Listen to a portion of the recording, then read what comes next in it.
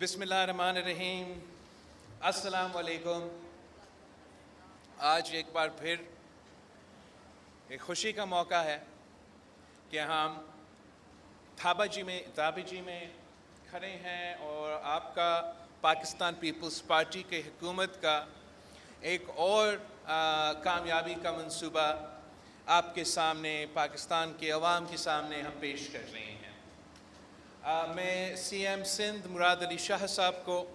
اور Pakistan Peoples party کی جو حکومت ہے ان کو مبارکباد دینا چاہوں گا کہ آپ نے وہ مت توڑا ہے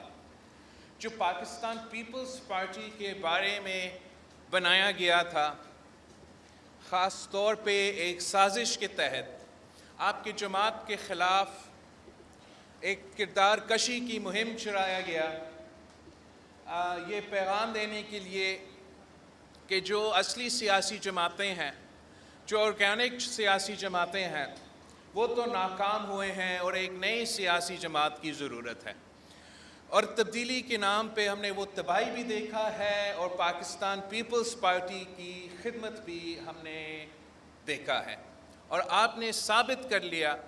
کہ باقی تو باتیں کرتے ہیں، پاکستان پیپلز پارٹی کر کے دکھاتی ہے۔ اور یہ میں شروع کرتا ہوں تو صدر زرداری کی جو ویژن تھا،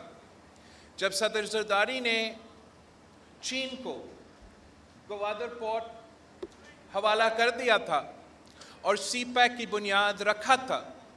تو اس وقت بھی ہم تنقید کا نشانے پہ تھے کہ صدر زرداری صاحب نے صدر ہوتے ہوئے اتنے سارے ٹرپس جو ہے وہ چین کے کیے ہیں، اور کیا ضرورت تھا قومی خزانہ پہ یہ بوجھ ڈالنا